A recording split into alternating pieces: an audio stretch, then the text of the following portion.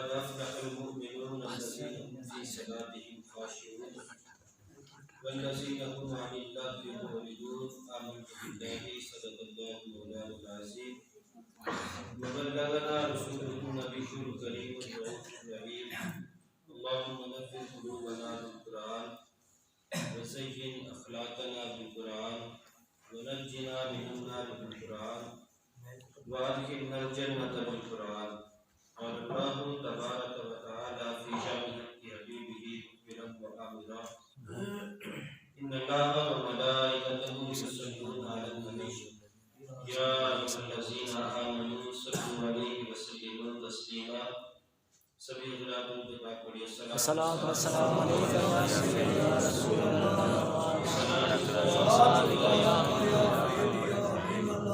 وعلیک وصحبہ یا الصلاۃ والسلام علیک یا یا صاحب الجمال و یا سید البشر من وجهك المنير لقد نكر القمر سبحان لا يمكن الثناء كما كان حقه بارس خدا بزرگ کوئی قصہ مختصر. تمام حمد و ثنا تعریف و توصیف اللہ رب العزت کی ذات و برکات کے لیے جو تمام جہانوں کا پالنے والا ہے.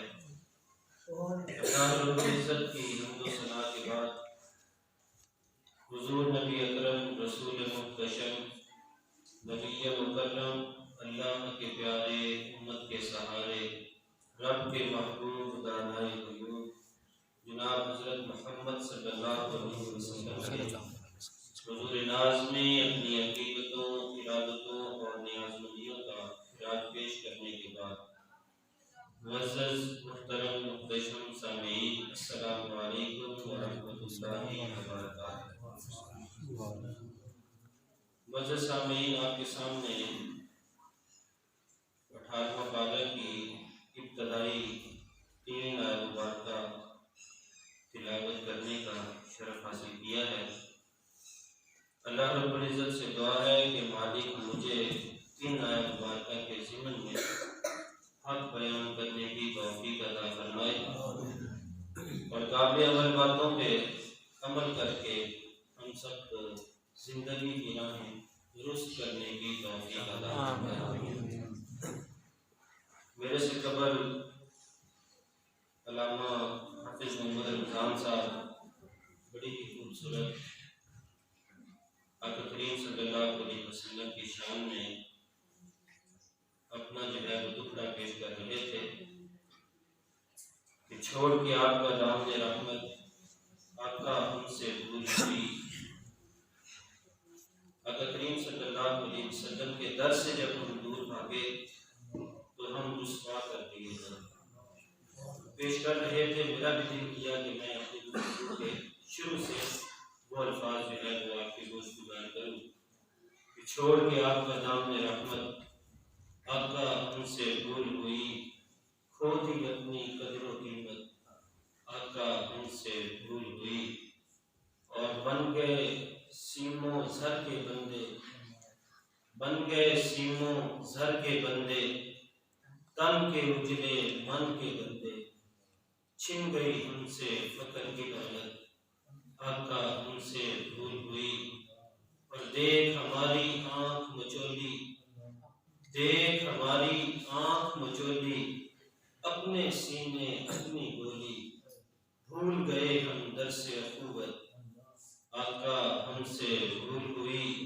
اور دنیا کے ٹھکرائے ہوئے ہیں تیرے در پہ آئے ہوئے ہیں دنیا کے ٹھکرائے ہوئے ہیں تیرے در پہ آئے ہوئے ہیں کھول دے اپنا باب رحمت آقا ہم سے بھول ہوئی اور جنا کما تھی گساں سے ڈکیا حضور جی میں وہ کر گیا ہوں جنا کما تھی گساں سے ڈکیا حضور جی میں وہ کر گیا ہوں گناہاں دی دل دل دے اندر میں گلے تیکر اتر گیا ہاں تہاڈے حکمان چھڑ کے آقا میں جیوندا کیتے ہیں مر گیا ہاں حضور معافی حضور معافی حضور معافی حضور معافی. آئیے اب اپنے درس قرآن کی جانب آتے ہیں. میرا رب قرآن مجید میں ارشاد فرماتا ہے قد افلح المؤمنون، تحقیق جو مومن ہیں وہ فلاح پا گئے، مومن کامیاب ہو گئے۔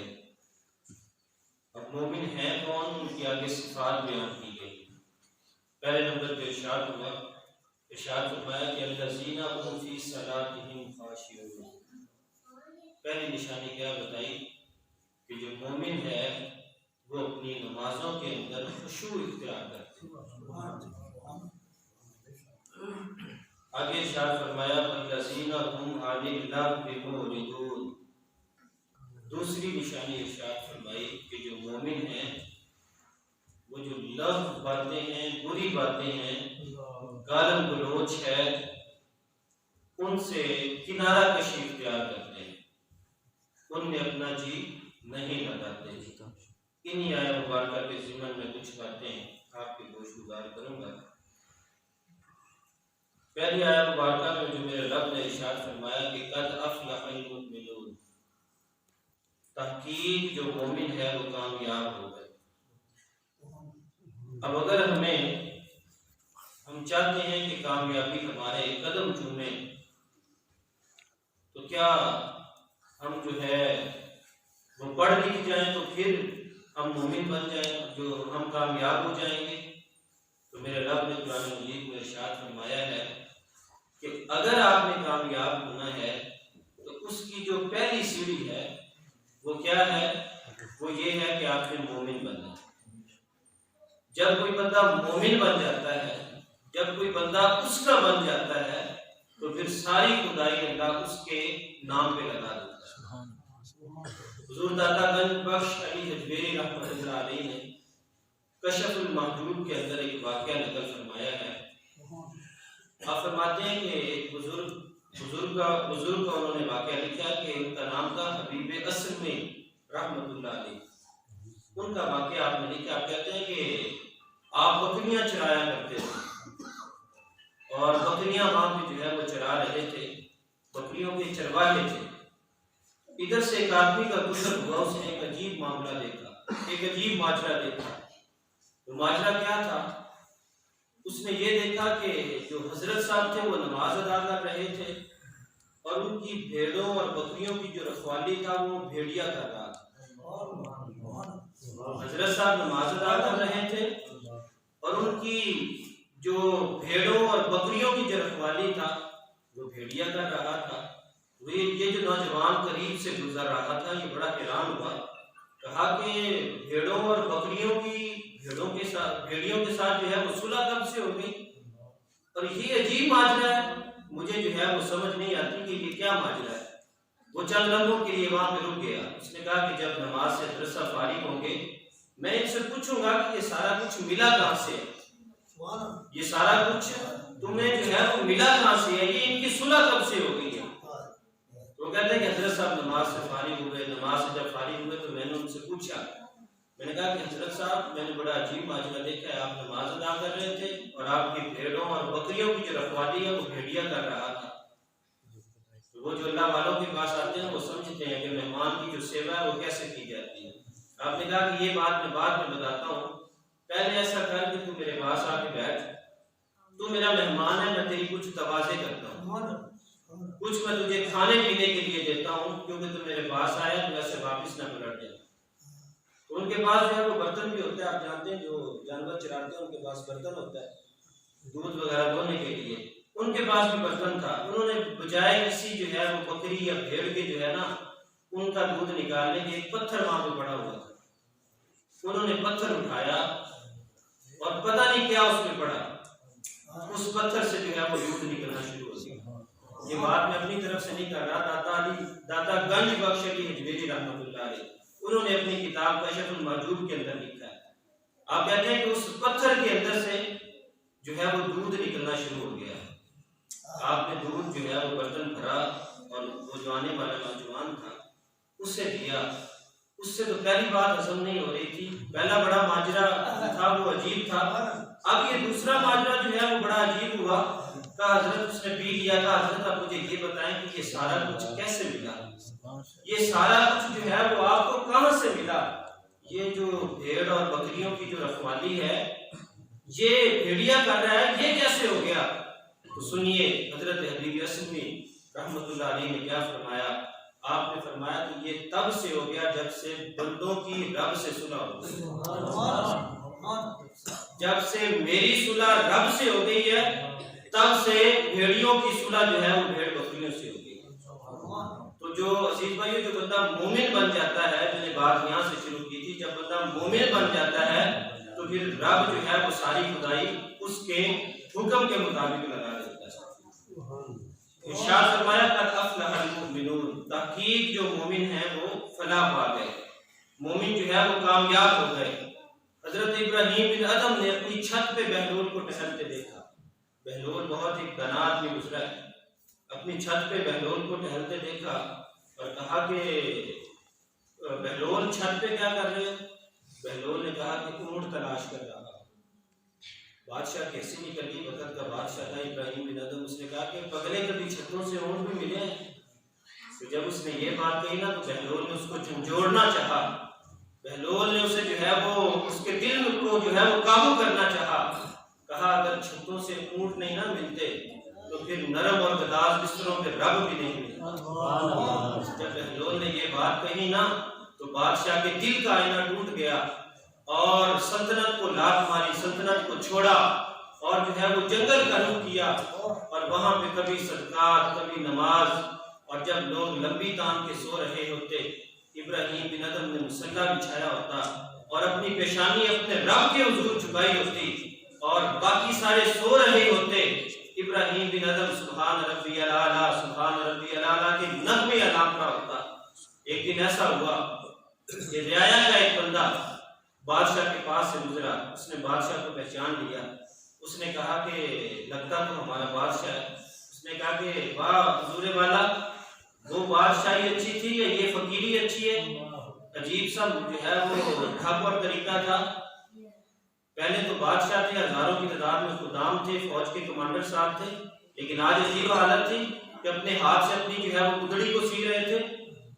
رعایا کے آدمی نے آگے جب تانا دیا نا کہ واہ حضور والا، وہ بادشاہی اچھی تھی یا یہ فقیری اچھی ہے؟ تو آپ جو گدڑی کو سی رہے تھے نا، آپ نے سوئی جو ہے وہ پانی میں پھینکی اور حکم دیا پانی میں تیرنے والی مچھلی کو کہ اے پانی میں تیرنے والی مچھلی، یہ سوئی مجھے واپس لوٹا دے۔ تھوڑی دیر گزری، وہ سوئی جو ہے مچھلی لے کے اوپر آئی، ابراہیم بن ادم نے سوئی اٹھائی اور کہا کہ آپ بتاؤ کہ وہ بادشاہی اچھی تھی یا یہ فقیری اچھی ہے؟ والذین یبیتون لربہم سجدا وقیاما، میرا رب ارشاد فرماتا ہے کہ تم اپنی راتیں قیام اور سجدوں میں گزار کے دیکھو۔ رب کہتا ہے میں رب ہو کے وعدہ کرتا ہوں تمہارا نام نہیں مٹنے دوں گا۔ آج بابا فرید کا نام کس لیے روشن ہے؟ آج دادا علی حجویری کا نام کس لیے روشن ہے؟ آج بہاؤالدین زکریا ملتانی کا نام کس لیے روشن ہے؟ عزیز بھائیو، وہ مومن بنے تھے، وہ اللہ کے نیک بندے بنے تھے، جن کے بارے میں قرآن کہتا ہے قد افلح المؤمنون، تحقیق مومن جو ہے وہ فلاح پا گئے۔ آگے ان کی نشانیاں بیان کی، الذین هم فی صلاتهم خاشعون، نمازیں تو وہ پڑھتے ہی ہیں، پہلے نمبر پہ تو یہ کہ وہ نمازوں کا اہتمام کرتے ہیں۔ کوئی بندہ یہ کہے نا کہ میں نماز نہیں ادا کروں گا تو میں ولایت کے درجے پہ جو ہے وہ فائز ہو جاؤں گا، تو یہ جھوٹی بات ہے۔ آج کچھ ایسے لوگ بھی ہیں کہ جو کہتے ہیں کہ ہمارے دل کی نماز ہوتی ہے، ہمارے من کی نماز ہوتی ہے، ان کے لیے، اور وہ علی کو بھی بڑا مانتے ہیں، یا علی کا نعرہ لگاتے ہیں، میں بھی ان کو ماننے والا ہوں، سارا کچھ ہوں، لیکن ان کے جو ہے وہ گوش گزار حضرت علی المرتضیٰ رضی اللہ تعالیٰ عنہ کا وہ فرمان رکھنا چاہتا ہوں۔ آپ نے فرمایا کہ میری ایک طرف اگر مسجد ہو اور ایک طرف جنت ہو تو میں جنت کو چھوڑ کے مسجد میں جاؤں گا۔ کسی نے پوچھا کیوں؟ کہا کہ مسجد میں جانا میرے رب کی رضا ہے اور جنت میں جانا علی کی جو ہے وہ رضا ہے، تو میں اپنی رضا کے اوپر اپنے رب کی رضا کو فوقیت دیتا ہوں۔ آج لوگ جو ہے وہ نمازوں کے نزدیک بھی نہیں جاتے اور کہتے ہیں کہ ہم جو ہے وہ ولایت کے درجے پہ فائز ہو جائیں گے۔ نہیں میرے بھائی، ولایت ملے گی تب جب آپ اپنی پیشانی اپنے رب کے حضور جھکائیں گے۔ تو پہلی مومن کی جو صفت بیان کی گئی ہے وہ کیا ارشاد فرمایا؟ الذین هم فی صلاتہم خاشعون، وہ نمازوں کے اندر جو ہے وہ خشوع اختیار کرتے ہیں۔ یہ نہیں کہ نماز ہم یہاں پہ پڑھ رہے ہوتے ہیں اور پہنچے کہیں اور پہ ہوتے ہیں۔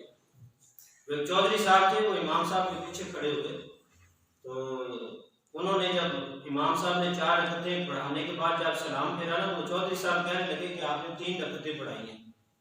اس نے کہا حضرت صاحب میں نے 4 پڑھائی ہیں۔ چودھری صاحب میں نے 4 پڑھائی ہیں۔ اس نے کہا کہ نہیں تم نے 3 پڑھائی ہیں۔ کہا آپ کے پاس کیا ثبوت ہے؟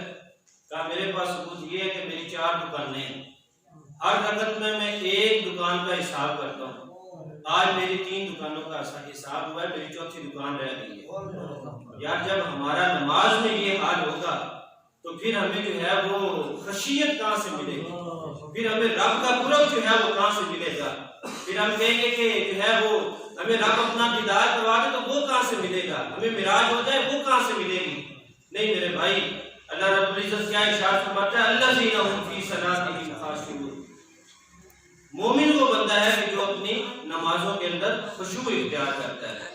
اور صحابہ نے ایسا کر کے دکھایا۔ صحابہ کی جو ہے وہ زندگی پڑھ کے دیکھ لیں، ان کے زندگی کے شب و روز پڑھ کے دیکھ لیں، آپ کو پتہ چلے گا کہ مومن تھے کون۔ آج ہمارے تو پلے کچھ نہیں، ہماری تو مسجدیں جو ہیں وہ غیر آباد ہیں۔ یہی مسجدیں جو ہیں وہ قیامت والے دن اللہ رب العزت سے شکوہ کریں گی، شکایت کریں گی۔ کیسے شکایت کریں گی؟ مسجدیں کہیں گی کہ یا اللہ انہوں نے ہمیں بنا تو دیا تھا پر انہوں نے ہمیں آباد نہیں کیا تھا۔ تو خورشید گیلانی کہتا نا کہ ایک وقت تھا کہ جب مسجدیں تو کچی تھی لیکن لوگوں کے ایمان پکے تھے، لیکن آج مسجدیں تو پکی ہیں لیکن لوگوں کے ایمان کچے ہیں۔ تو عزیز بھائیو، مومن بنتا تب ہے جب وہ اپنی نمازوں کے اندر خشوع اختیار کرتا ہے۔ نمازیں پر جگانا جس میں آگے، اور نمازوں کے اندر جو ہے وہ خشوع اختیار کرے گا، اللہ سے ڈرے گا، اللہ سے جو ہے وہ اپنی بخشش اور مغفرت کی دعا کرے گا، پھر جا کے جو ہے وہ مومن بنے گا۔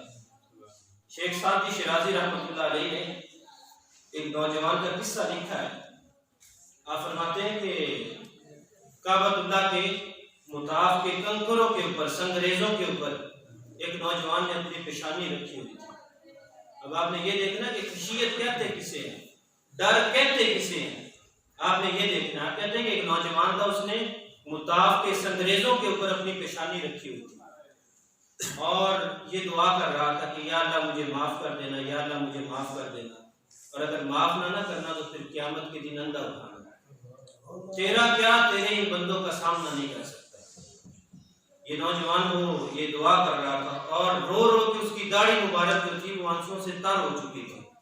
جو بندہ بھی خانہ کعبہ کا طواف کرتا وہ اس کے رونے کو دیکھ کے، اس کی چیخ و پکار کو سن کے جو ہے وہ اپنا طواف روک دیتا اور آپ اسے تسلی دیتا کہ یار رب کی رحمتیں بڑی وسیع ہیں، یہ جس گھر میں تو آیا ہوا ہے اس گھر میں آنے والا کوئی واپس خالی جھولی جو ہے وہ واپس نہیں جاتا، اللہ اس کی ساری جھولیاں بھر دیتا ہے۔ یہ بڑے کریم رب کی بارگاہ ہے، اسے جو ہے وہ تسلیاں دیتے۔ تو جب کافی سارے لوگوں نے اپنا طواف روک کر کے جو ہے اس شخص کو تسلیاں دیں اور اس کے جو ہے وہ کندھے پہ ہاتھ رکھا، اور جب اس نے سجدے سے سر اٹھایا تو وہ کوئی گناہ گار آدمی تھا، وہ کوئی اوگنہار آدمی تھا؟ کیا وہ میری طرح 7 سمندر پار سے گناہوں کی گٹھڑیاں اپنے کندھوں پہ اٹھا کے کعبۃ اللہ میں جانے والا شخص تھا؟ نہیں میرے بھائی، جب اس نوجوان نے سر سجدے سے اٹھایا تو وہ کون تھا؟ فیضا ہوا شیخ عبد القادر جیلانی، وہ رونے والا شخص شیخ عبد القادر جیلانی تھا۔ یہ وہ شخص تھا جس نے 40 سال تک عشاء کے وضو سے نماز فجر ادا کی۔ یہ وہ شخص تھا جس نے 15 سال تک ہر رات میں ایک قرآن پاک جو ہے وہ ختم کیا۔ یہ تھے وہ لوگ یار جو رب سے ڈرتے تھے، جو اپنی نمازوں کے اندر خشوع اختیار کرتے تھے۔ یہ تھے وہ لوگ الذین هم فی صلاتہم خاشعون۔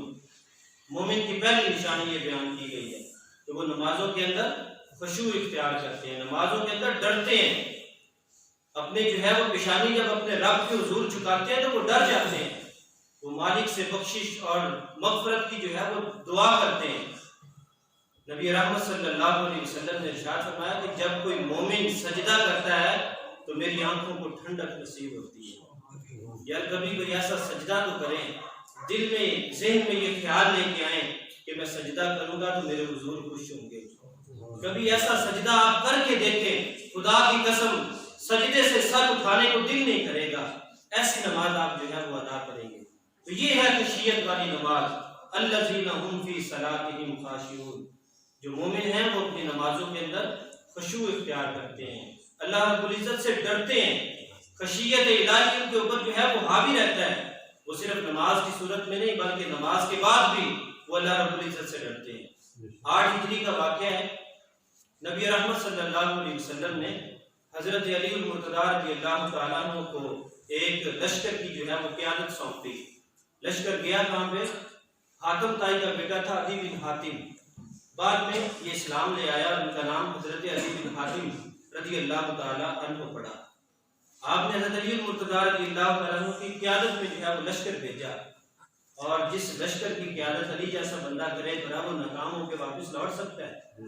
آپ گئے، لڑائی ہوئی، عدی بن حاتم جو تھا یہ بھاگ کے چلا گیا، اور اس کی ایک بہن تھی جس کو مسلمانوں نے پکڑ لیا اور پکڑ کے حضور کی بارگاہ میں آئے، اور جب وہ بیٹی حضور کی بارگاہ میں آئی نا تو اس بیٹی کے سر سے چادر اتری ہوئی تھی، اس بیٹی کے سر سے چادر اتری ہوئی تھی۔ ٹھیک اس کی بیٹی کافر کی بیٹی آئی کہاں سے؟ جنگ سے آئی، اور جو ہے وہ سر سے جو ہے وہ چادر اتری ہوئی تھی۔ نبی رحمت صلی اللہ علیہ وسلم نے اپنی جو ہے وہ چادر اتاری اور بیٹی کے سر پہ جو ہے وہ دی۔ کسی نے پوچھا حضور کافرہ ہے؟ کہا بیٹی تو ہے، کہا بیٹی تو ہے۔ اس کے جو ہے وہ سر پہ جو ہے وہ چادر رکھی، اور جب اس عورت نے، اس بیٹی نے درائے رحمت جوش میں دیکھا تو عرض کرنے لگی کہ اے اللہ کے نبی مجھے جو ہے وہ معاف فرما دے، میں اپنے قبیلے جانا چاہتی ہوں۔ نبی رحمت صلی اللہ علیہ وسلم نے اس کو معاف کیا۔ 2 نوجوانوں کی جو ہے وہ ڈیوٹی لگائی اور کہا کہ اس کو تم نے جو ہے وہ چھوڑ کے اس کے قبیلے میں آنا ہے۔ 3 دن اور 3 راتوں کا یہ سفر تھا، اور یہ عورت سو جاتی۔ نبی رحمت صلی اللہ علیہ وسلم نے جن صحابہ کو بھیجا وہ اس کو رات کا جو ہے وہ پہرا دیتے۔ کیوں پہرا دیتے؟ کہ مسلمانوں کی امان میں آ گئی ہے، ہمارے نبی کا فرمان ہے کہ یہ ہماری بیٹی ہے، اس کو اس کے گھر تک جو ہے وہ چھوڑ کے آنا ہے۔ کسی نے اپنی جو ہے وہ غلاظت والی نظر جو ہے وہ بیٹی پہ نہیں ڈالی۔ بیٹی سو جاتی، یہ پہرا دیتے۔ 3 راتیں اور 3 دن جو ہے وہ گزارنے کے بعد جب حاتم طائی کی بیٹی اپنے قبیلے میں پہنچی، اس کا بھائی جو فرار ہو گیا تھا یہ اپنے گھر میں موجود تھا۔ حاتم طائی کی بیٹی گھر میں گئی، اور جب اس کے بھائی نے اپنی بہن کو دیکھا، سر کے اوپر جو ہے وہ چادر تھی، جب اپنی بہن کو دیکھا نا تو دھکے دے کے گھر سے نکال دیا۔ بہن بڑی حیران ہوئی، کہا کہ تم میرا بھائی تھا، جب جنگ ہوئی تھی تو مجھے جو ہے وہ دشمنوں کے بیچ میں چھوڑ کے چلا گیا، اور اب میں گھر آئی ہوں تو تم مجھے دھکے دے کے گھر سے نکال رہا ہے۔ تو عدی بن حاتم نے کیا کہا؟ عدی بن حاتم نے کہا کہ یہ جو نوجوان تیرے ساتھ آئے ہیں، میں جانتا ہوں کہ عرب کی سرزمین جو ہے وہ کیسی ہے، عرب کے نوجوانوں کو بھی جو ہے وہ میں جانتا ہوں۔ 3 دن اور 3 رات یہ تیرے ساتھ رہے، انہوں نے پتہ نہیں تیرے ساتھ جو ہے وہ کیا ہوگا۔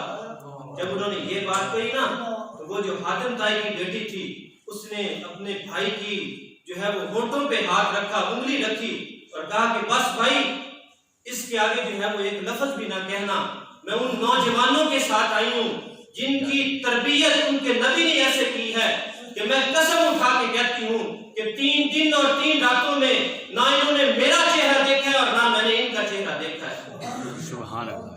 جب عدی بن حاتم نے یہ سارا کچھ سنا نا تو پھر کہا کہ اچھا ایسی بات ہے؟ کہا ہاں۔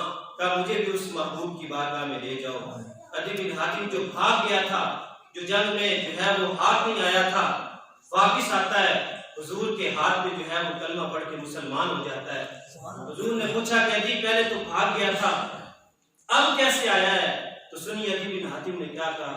عدی بن حاتم نے کہا کہ حضور میں اسلام لایا ہوں اس وجہ سے اسلام لایا ہوں کہ آپ کے ان 2 غلاموں کا سلوک دیکھ کے اپنی بہن کے ساتھ میں نے جو ہے وہ اسلام قبول کیا ہے کہ اگر غلاموں کی یہ شان ہے تو پھر ان کے آقا کی کیا شان۔ یہ تھے وہ لوگ یار الذین هم فی صلاتهم خاشعون، جو اپنی نمازوں کے اندر خشوع اختیار کرتے تھے، جو اپنی نمازوں کے اندر جو ہے وہ رب سے ڈرتے تھے۔ یہ تھے رب سے ڈرنے والے لوگ یار، جو بہنوں کو بہن سمجھتے تھے، بیٹیوں کو بیٹی سمجھتے تھے، ان کی نظریں جو ہے وہ زنا نہیں کرتی تھی، ان کی نظریں جو ہے وہ بھٹکتی نہیں تھی، بلکہ رب کے خوف سے ان کی نظریں جو ہے وہ نم رہتی تھی، تو کیا ارشاد فرمایا الذین هم فی صلاتہم خاشعون، وہ لوگ جو نمازوں کے اندر خشوع اختیار کرتے ہیں. یہ مومن کی جو ہے یہ پہلی نشانی بیان فرمائی. آگے ارشاد فرمایا والذین هم عن اللغو معرضون. آخری آیت مبارکہ آپ کے گوش گزار کرنے لگا ہوں. دوسری مومنوں کی صفت بیان کی گئی ہے کہ مومن وہ ہوتا ہے کہ جو گالم گلوچ سے پرہیز کرتا ہے. اور ایک تلخ بات بھی آپ سے آج میں جو ہے وہ کہتا چلوں کہ مومن اصل میں بنتا ہوا ہے کہ جو دوسرے نمبر پہ کیا ارشاد فرمایا والذین هم عن اللغو معرضون، کہ مومن وہ ہوتا ہے جو گالم گلوچ سے اور لغویات سے پرہیز کرتا ہے، وہ بچا رہتا ہے، وہ کنارہ کشی کرتا ہے. لیکن آج کتنی عجیب بات ہے کہ جب ہمارے بیٹے، چھوٹا سا بیٹا جو ہے وہ بولنا سیکھتا ہے تو ہم اسے گالی سکھاتے ہیں، ہم اسے گالی سکھاتے ہیں، ہم اسے جو ہے وہ گالی کا ماحول مہیا کرتے ہیں. اور جب وہ اپنی توتلی زبان سے جو ہے وہ گالی دیتا ہے نا تو ہم بڑے خوش ہوتے ہیں. یار یہ تو خوش ہونے والی بات تھی. وہ آپ کا بچہ جو ہے وہ آپ کو گالی دے رہا ہے اور آپ خوش ہو رہے ہو، آپ اسے جو ہے وہ 10 روپے دیتے ہو، 20 روپے دیتے ہو، اور پھر جو ہے وہ سارے خاندان کو اکٹھا کیا جاتا ہے. یہ میں تلخ حقیقت آپ کے سامنے رکھ رہا ہوں. پھر سارے خاندان کو جو ہے وہ اکٹھا کیا جاتا ہے اور بڑے شوق سے کہا جاتا ہے کہ بیٹا جو گالی تم نے مجھے دی تھی وہ اپنے دادا ابو کو بھی سناؤ.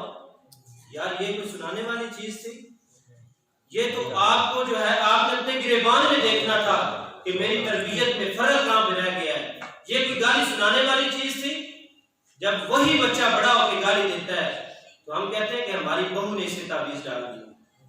یار 20-25 سال تک اس کی پرورش آپ نے کی، گالی کا ماحول اسے آپ نے دیا.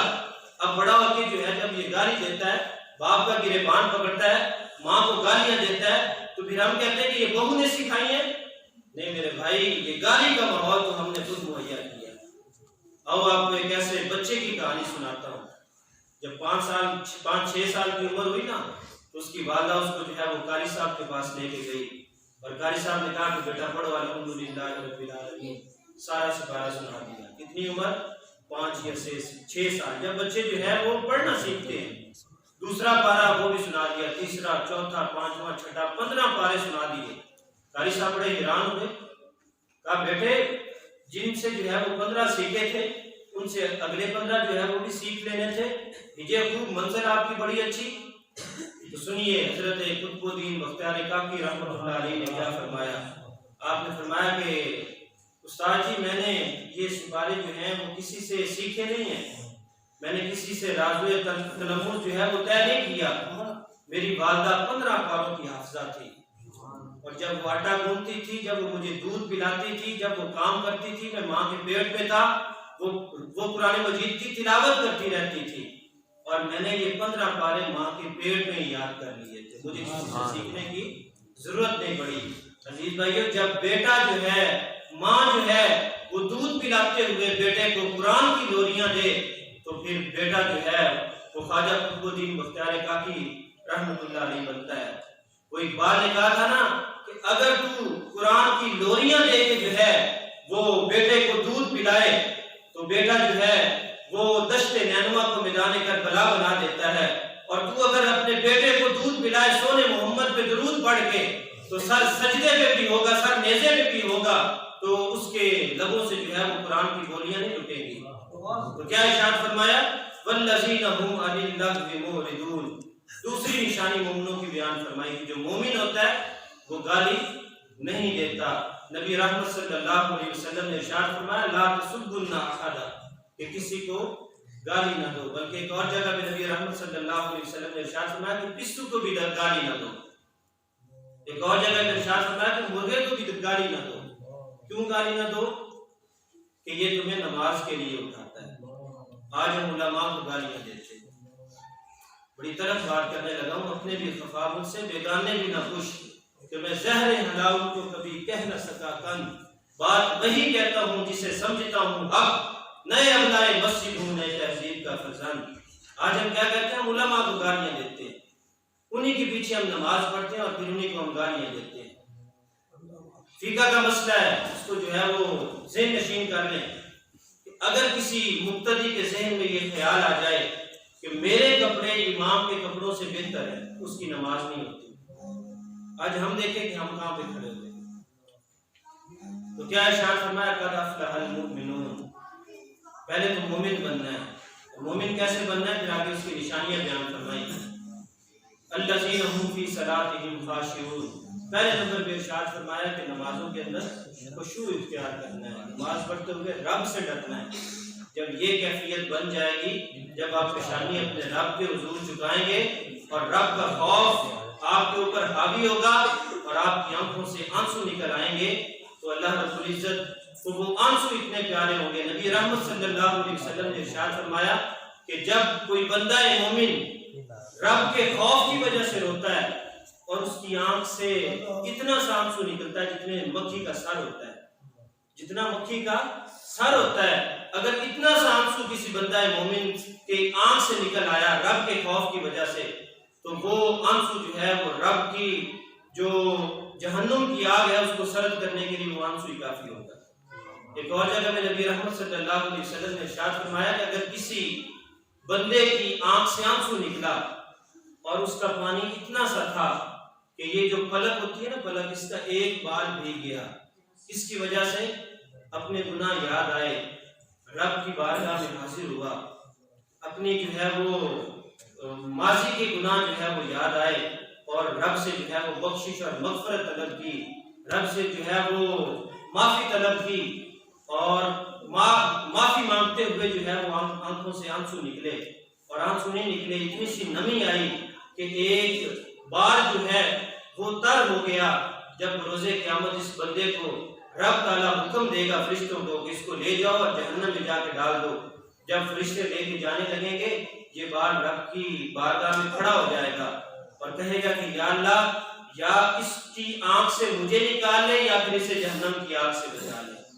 تو وہ رب بڑا کریم ہے، وہ بندے کی آنکھ سے جو ہے وہ بال نہیں نکالے گا بلکہ اس بندے کو جہنم سے نکالے گا اور جنت کا پروانہ چما دے گا۔ سبحان اللہ۔ عزیز بھائیو، کبھی اس رب کی بارگاہ میں آؤ تو صحیح، کبھی دامن پھیلاؤ تو صحیح، کبھی اپنی پیشانی جو ہے وہ جھکاؤ تو صحیح، اور کبھی آنسو بہا کے تو دیکھو، خدا کی قسم ایسی لذت نصیب ہوتی ہے جو کہیں بھی جو ہے وہ نصیب نہیں ہوتی۔